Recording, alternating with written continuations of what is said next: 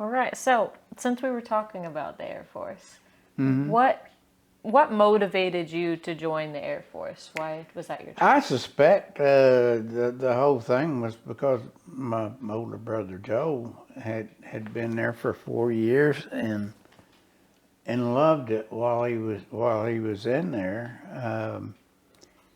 He probably saw something bigger than I did. The reason he got out, and there was sergeants, super sergeants, and generals and stuff that had written mom and dad letters to try to get Joe to change his mind and re-up to stay in the military because he was so good at what he was doing, and he decided he had another way to go, and I thought, well, I'm going to get drafted. Don't have that stuff anymore. I'd rather go to the Air Force than to the Army. And the crazy thing about that was, I didn't tell my dad.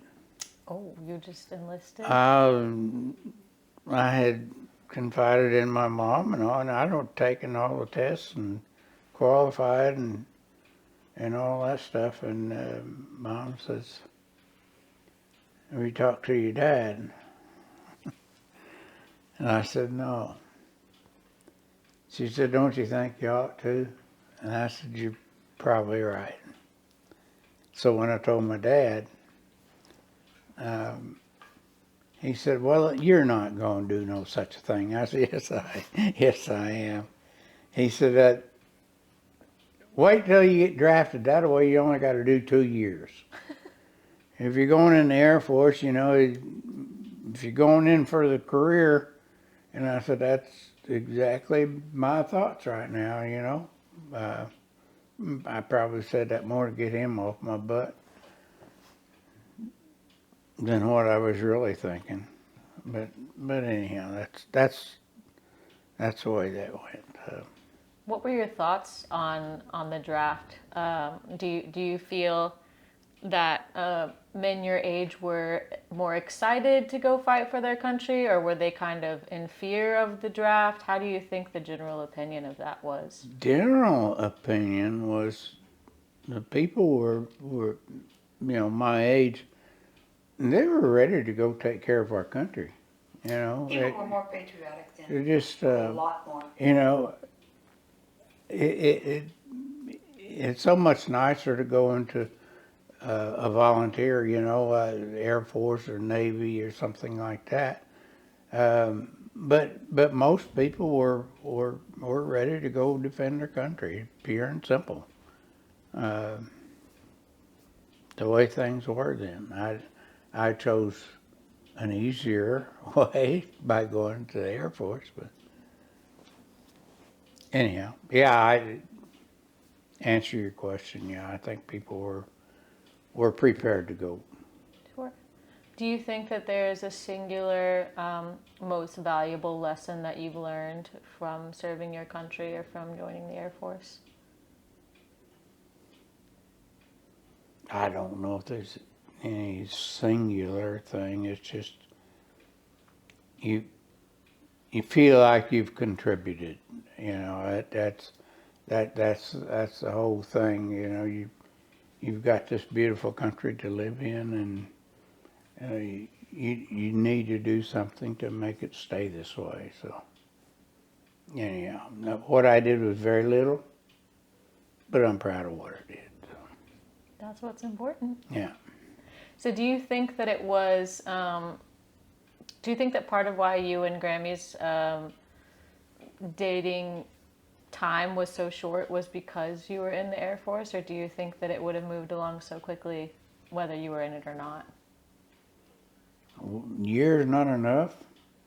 10 months is what I was told. How long? 10 months is what I was told. Okay, that's pretty close to a year. I never knew there was a limit. No, not at all. Not at all. No. Okay. No, I don't think so.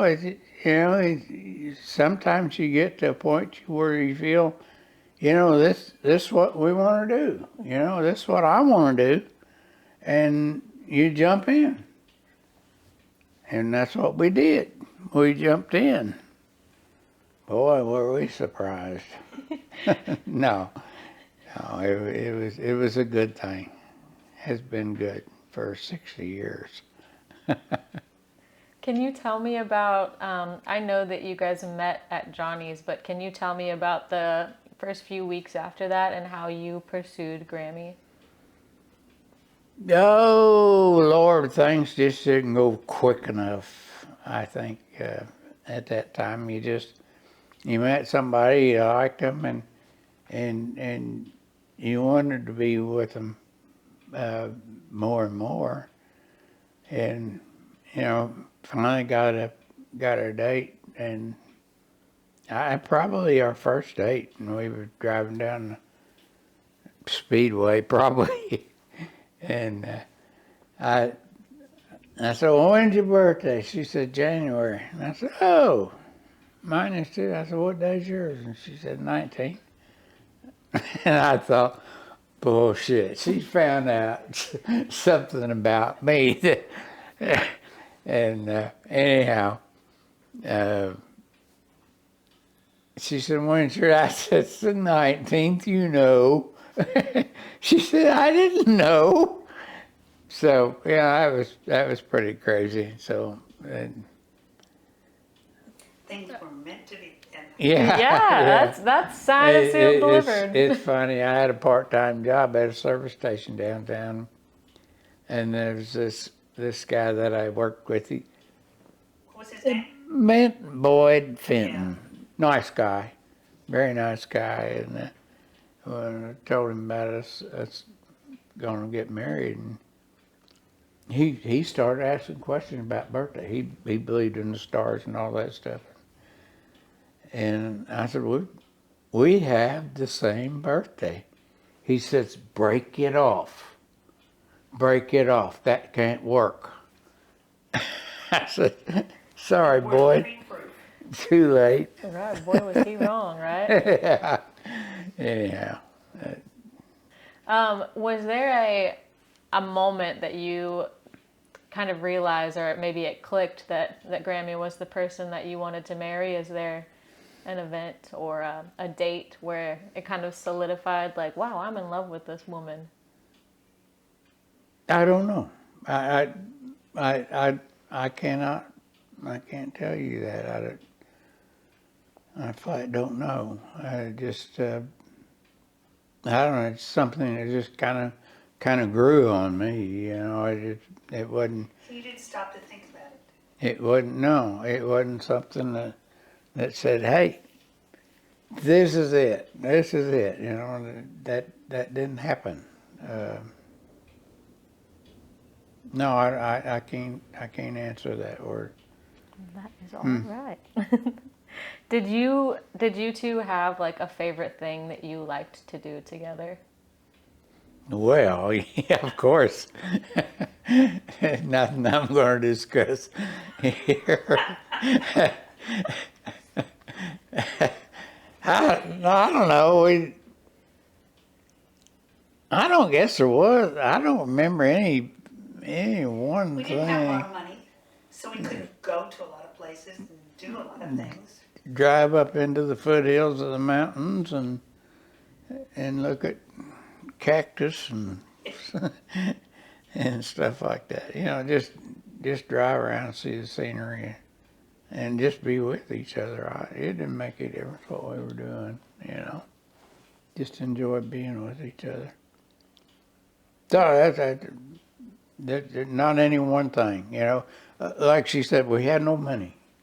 We were very, very poor, and just thanking God that we had enough to buy gas to go to the foothills or wherever the hell we were going.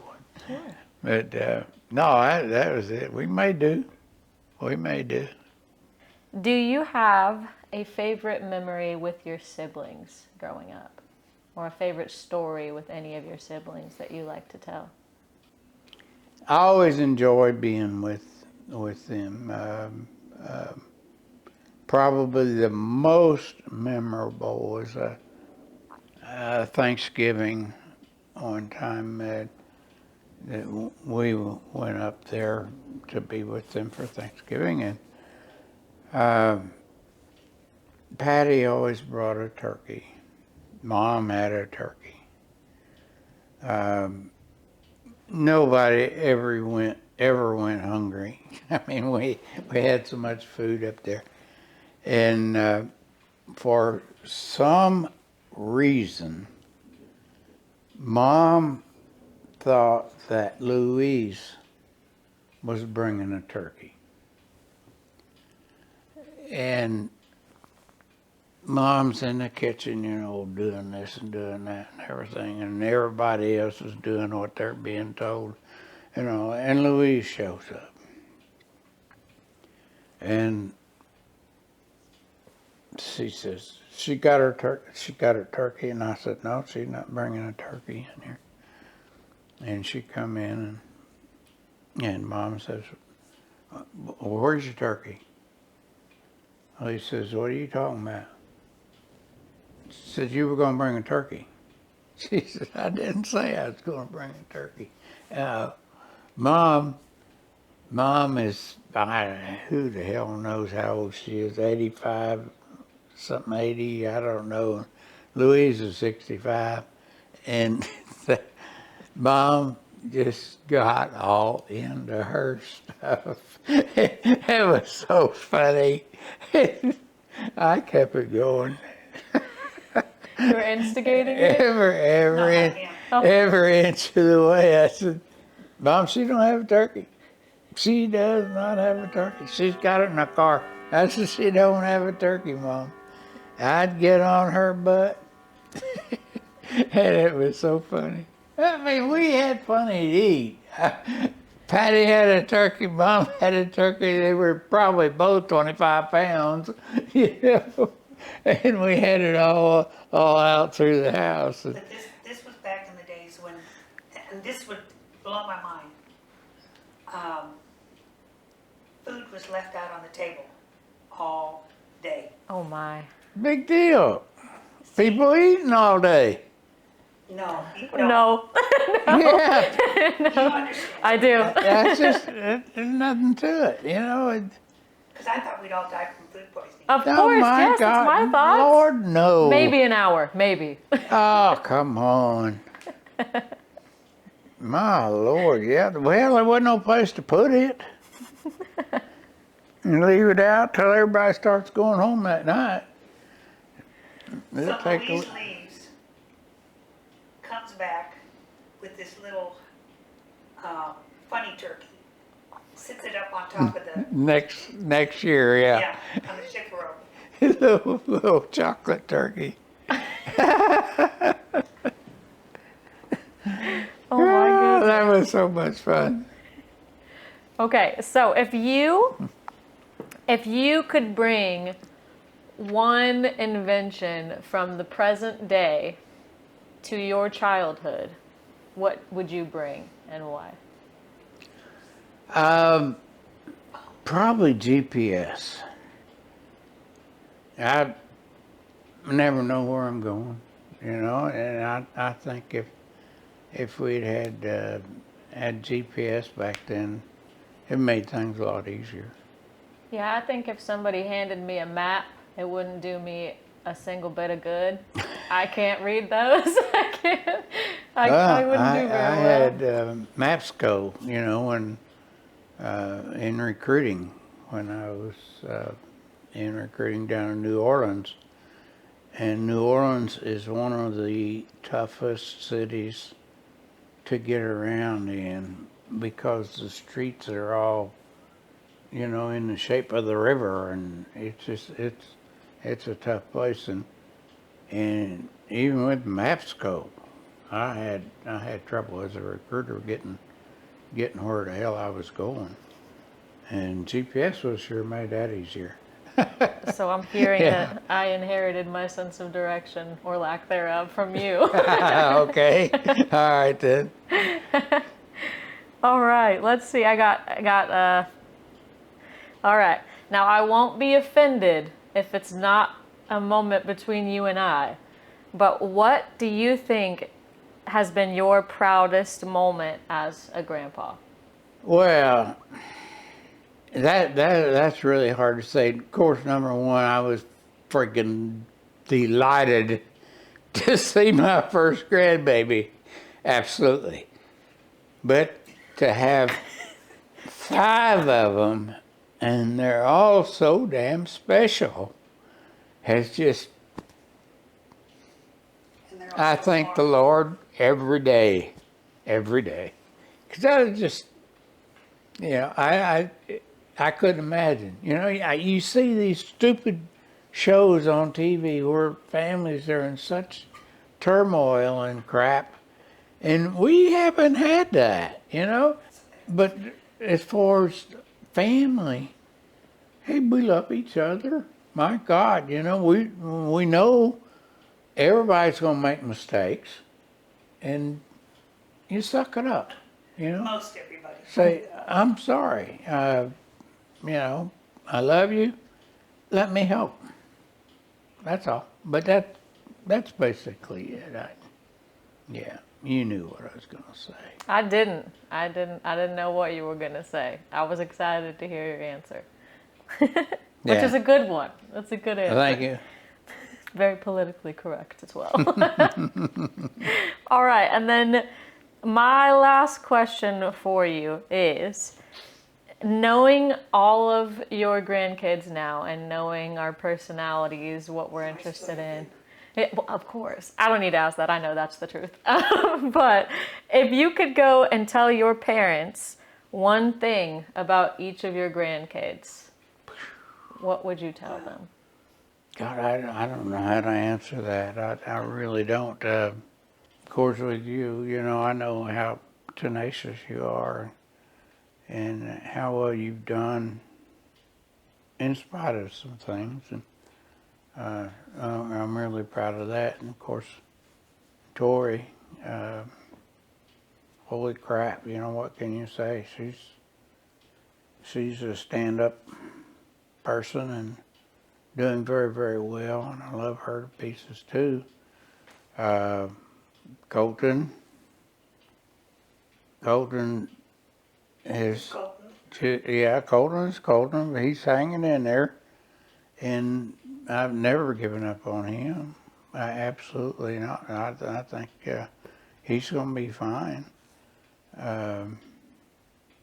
Peyton, bulldog, she fights for everything and gets it, and does very, very well. And Keaton, she just hangs in there being pretty. She's gonna do well.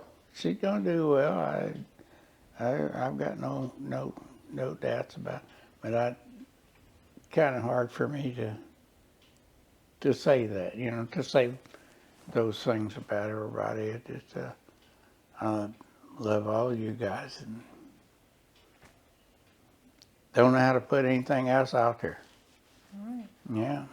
My final thing is, if you could look directly into the camera Yeah. and tell the camera that I am, in fact, the coolest, smartest, most wonderful grandkid that you have.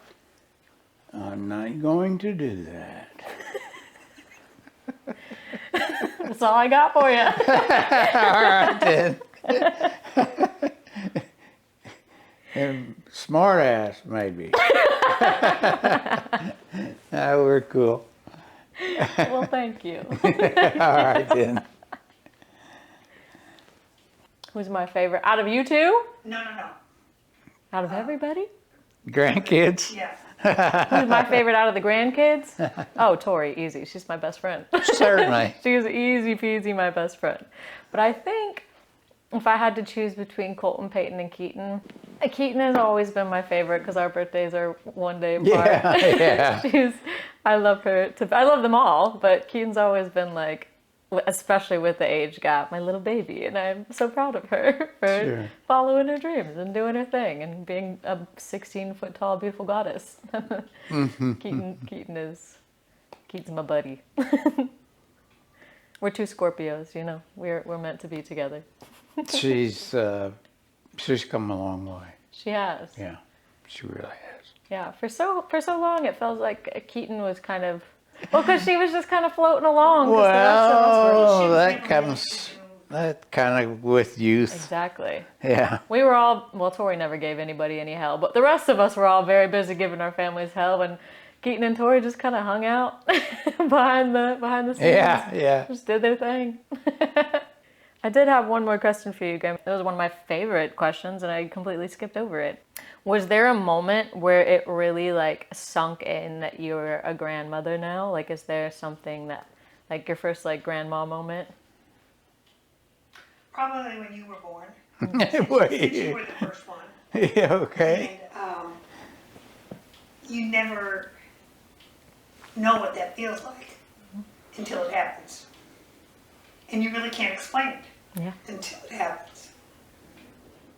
No, you really can't explain it then, I don't think. It just, you're just so happy. And I think the thing that you learn, for me, as you go along, is that as your kids get older, there's different things that you learn to love about them and admire about them. Things you didn't know maybe 2 years ago or 3 years ago. And You learn something. Seems like every damn week, you know, every day. I know when your mother had a miscarriage, you know, that's something I wasn't familiar with at all, you know, and my mother was still alive then, and I had told her that your mother was pregnant and all that, and she, every time I talked to her, she was asking, you know. And when she miscarried, well, I called Mom and I said, Susan had a miscarriage. She said, oh my. She says, I had a miscarriage before I had use. Really? For me and Patty, Yeah. use. To both of y'all. I had a miscarriage before I had use. And I didn't know. but you didn't talk about stuff No, they don't. like that They know that wasn't something ever. that came up. Period. Right. Back then. Yeah, I feel like that's one of the bigger changes in communications with families is that it You're more seems open. like yeah, especially with like reproductive issues. I'm and- not sure that's a good thing You don't think it's a good thing to talk about stuff like that? either. I don't see that it is. Why? I guess because it's a personal thing, you know. It's two people's business, not anybody else's. And you know, she felt that she should let me know that, because she knew I was grieving a little bit, you know. She just wanted to allay my feelings, I guess. Did you ever have any? I just thought of another question. Did you ever have any weird twin moments? Honestly, no. No. No. Not at all. The worst one I had was when she bopped me on the head. With what? When I slept in the bedroom and she slept out there in the dining room, and she was still up when I went to bed and I left the light on in there. And then she went to bed and she hollered at me to turn the light off. And I said, you're right there by the damn switch. Turn it off yourself. You left it on. I said, you wasn't in bed.